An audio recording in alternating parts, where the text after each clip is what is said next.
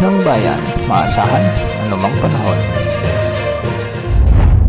Magandang araw po sa ating lahat. Narito ang update sa lagay ng panahon ngayong araw ng Lunes, April 8, 2024. Ang easterlies pa rin ang patuloy na nakakaapekto sa ating buong kapuluan ngayong araw ng Lunes.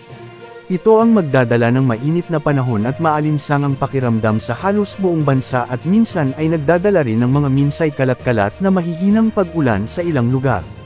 Ngayong araw sa buong Luzon ay magiging maaliwalas din ang panahong aasahan at mababa rin ang chance ng mga malalakas na pag-ulan, ngunit posible ang mga kalat-kalat na pag-ulan o isolated rains at localized thunderstorms sa ilang bahagi ng rehiyon lalo na pagsapit ng hapon at gabi.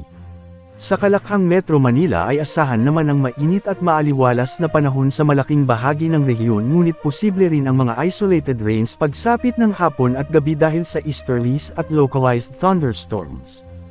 Sa bahagi naman ng Visayas, mababa rin ang chance ng pag-ulan hanggang bukas, ngunit posible ang mga kalat-kalat na pag-ulan o isolated rains sa ilang lugar dulot ng easterlies o ng mga localized thunderstorms.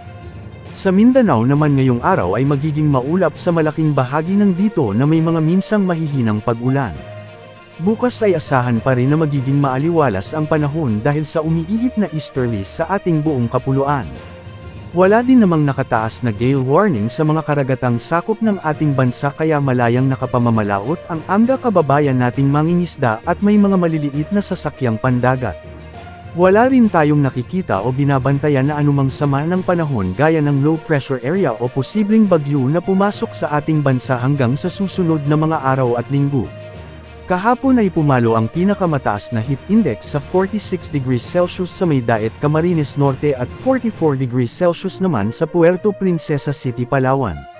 Ngayong araw, posible muling pumalo sa 46 degrees Celsius ang heat index sa Daet, Camarines Norte. Posible namang umabot sa 44 degrees Celsius sa May Cotabato City. Aabot naman sa 43 degrees Celsius sa May Apari, Cagayan. 42 degrees Celsius naman sa Tuguegarao City, Cagayan, San Jose Occidental, Mindoro, Puerto Princesa City, Palawan, Aborlan, Palawan, Pili, Camarines Sur, at Rojas City, Camarines Sur. Patuloy nating pinag-iingat ang ating mga kababayan sa banta ng dehydration at heat stroke.